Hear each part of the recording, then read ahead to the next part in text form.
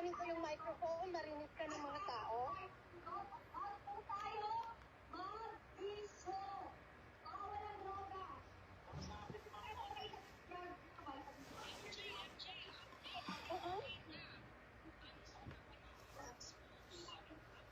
Yes.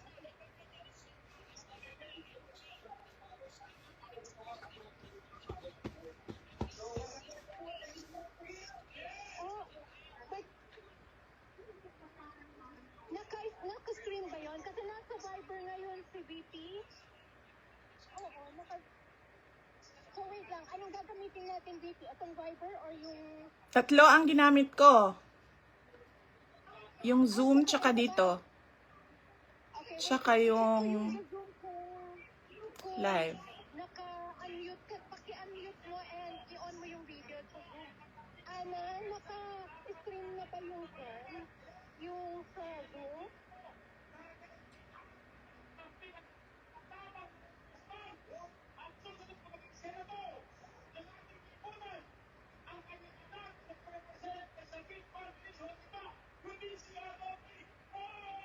Ana, naka-stream na to Zoom. Ready na? Okay, wait na, no?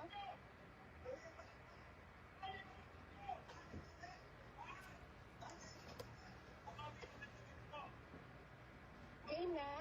Kunin ko yung mic. Basta po kayo.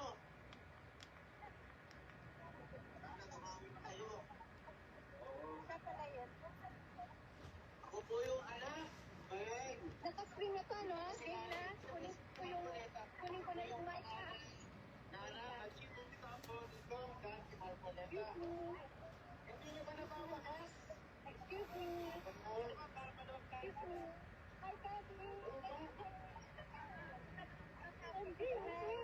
Hello. Ako po yung oo. Wait lang, ha? Ready na. Fine, ha?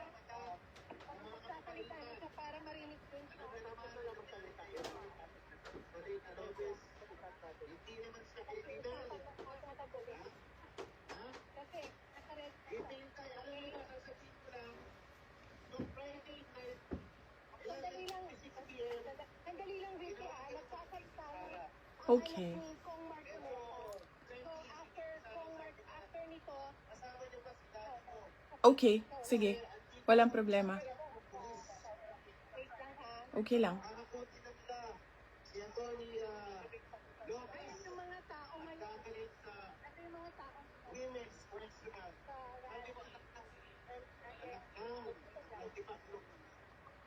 Hindi naman kontit na bakit ko gagalit doon? Mamaliwag ko og earphones na linha sa kanal. Yes. Yellow.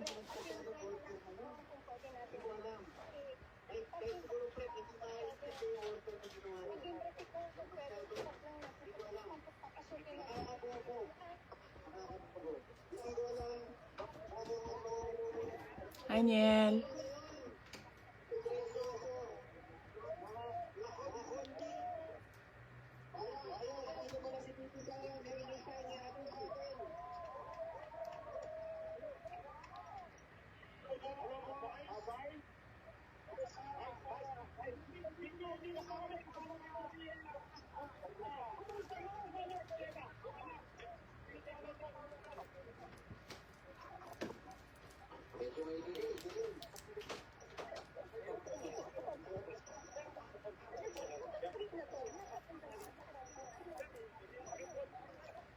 Ayan, baby.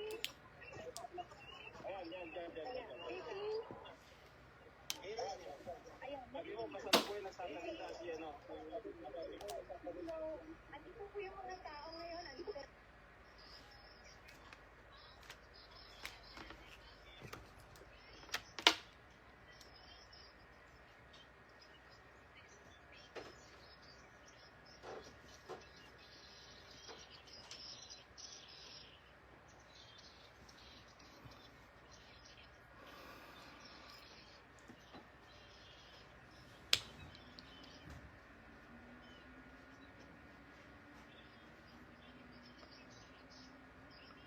Opo. Yes. Sa aking mga kababayan na nandyan po sa Veteran Center sa Quezon City at nandito po online sa social media. Nagpapasalamat po ako sa inyong suporta sa akin at nagpapasalamat po ako sa pagprotekta nyo.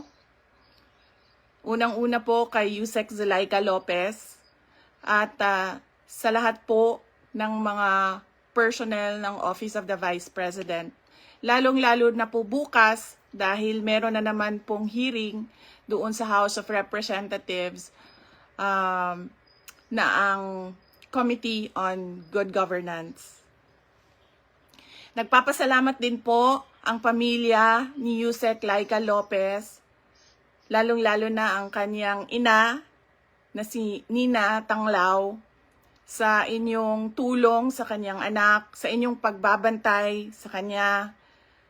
Alam po natin, malaki po yung trauma na pinagdadaanan niya ngayon. Minsan po nakakahawa dahil po sa harassment and threat to her life. Alam ko po, busy po kayo lahat. Lahat kayo kailangan maghanap buhay dahil mahirap ang buhay ngayon. Pero nandyan kayo para magpakita at magbigay ng suporta sa akin at sa opisina ng Vice President. Gusto ko lang ipaalala sa ating mga kababayan na ayaw natin ng kaguluhan, na tayo ay may karapatan sa peaceful assembly at tayo ay may karapatan na magsalita kung ano yung nararamdaman natin at gusto nating makita mula sa ating gobyerno. Ang gusto natin makita ay genuine public service. Kung maalala niyo po, hindi ako sumama o sumali kahit sa anumang panawagan ng pagtanggal sa Pangulong Marcos sa kanyang pwesto. Bumisita ako sa rally ng Kingdom of Jesus Christ sa Bonifacio noon dahil nakiramay o nagkipagsimpatiya ako sa kanilang nararamdaman at hirap na pinagdadaanan. Ang lagi kong panawagan sa taong bayan ay hingin, idemanda sa gobyerno na ibigay nila ang serbisyo na karapat-dapat para sa mga Pilipino. Simulan na natin sa mga campaign promises.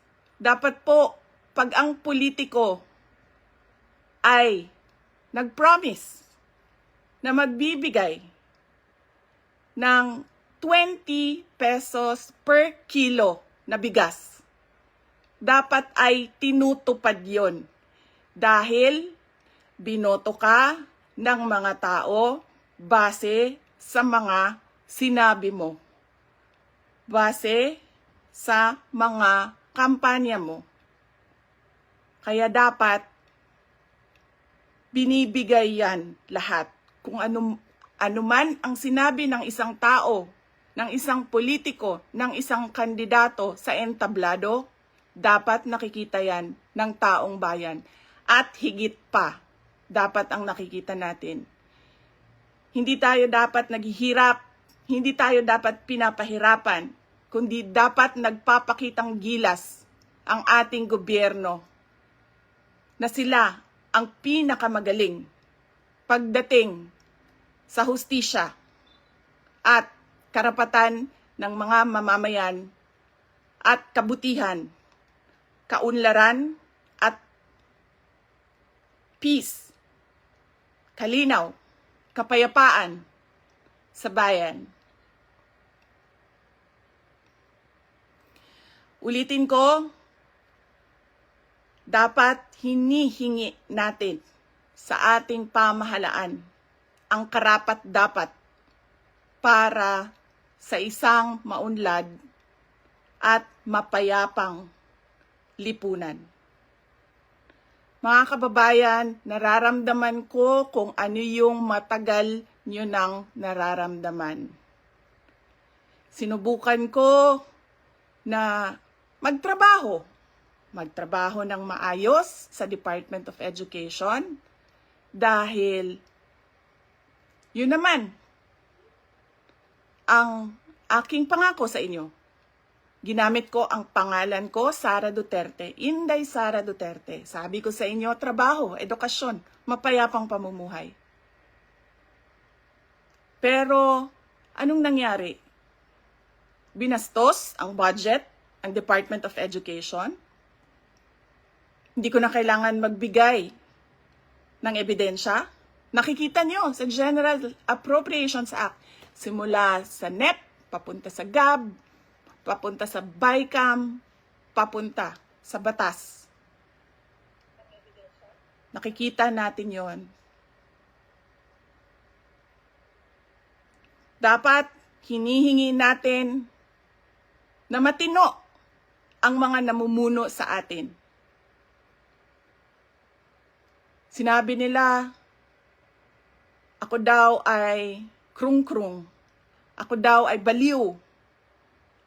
Ako daw ay wala sa tamang pag-iisip. Ano bang sabi ko sa inyong lahat? Psychological test, kahit ano yan, neuropsychiatric test, kahit anong pang test yan. Gagawin ko yan. Dagdagan ko pa ng drug test. Pero dapat magpa-drug test ang lahat ng mga nagtatrabaho sa Office of the President, sa Office of the Vice President, sa lahat ng opisina ng Senado, sa lahat ng opisina ng House of Representatives, sa lahat ng departamento ng ating bayan, ng ating pamahalaan. 'Di ba? Ano pang test ang gusto niyong idagdag ko? Wala na kayong mapuna sa akin. Pinagtatakpan ninyo ang mga kakulangan ng pamahalaan. Ako ang ginagawa ninyong punching bag para hindi napapansin, nakikita, naririnig ng mga tao ang kalokohan, ang korupsyon, at ang katiwalian na ginagawa sa gobyerno. Magpa-drug test tayong lahat sa harap ng taong bayan. Dalawa lang yan, mga kababayan. Ibigay namin ang mga pangako namin sa inyo noong nangangampanya kami. At papakita namin sa inyo na matino kami. Magpapadrug test kaming lahat. Simulan namin sa Office of the Vice President.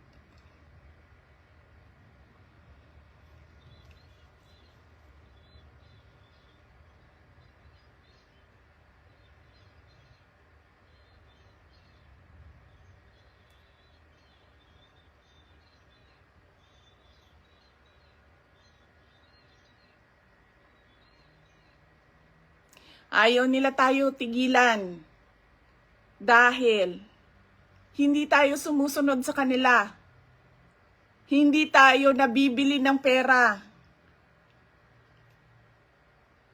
Ano pa ba ang kailangan ng isang taong sanay na sa hirap na wala na siyang ibang alam kundi ang maging mahirap dahil hindi niya nakikita ang hustisya mula sa gobyerno?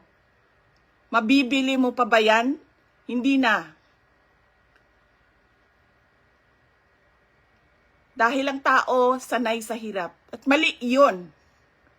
Mali yun na ang taong bayan ay naghihirap.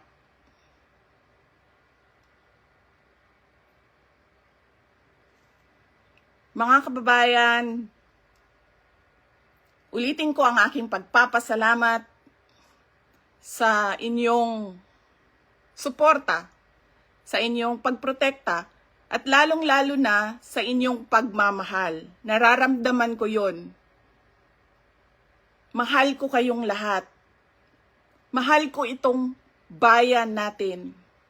Wala na po tayong ibang bayan.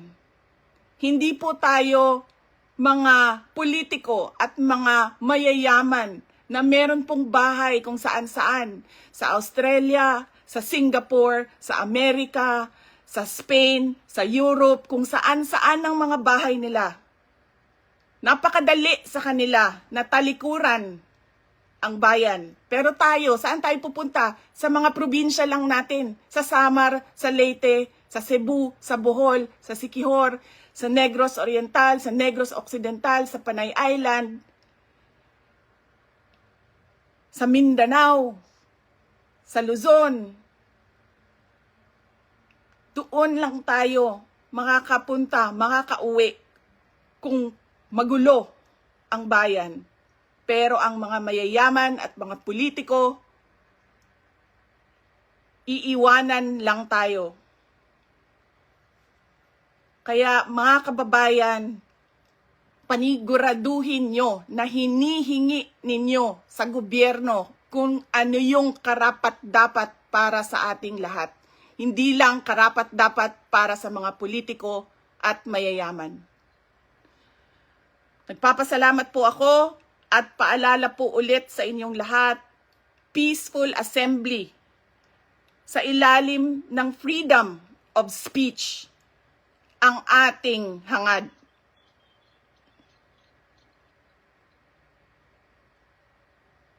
Maraming salamat po. Magandang gabi sa inyong lahat.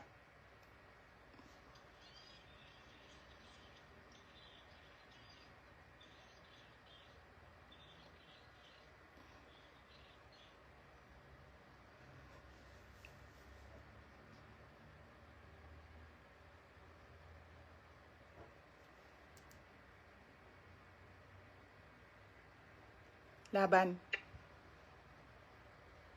Lumaban kayo.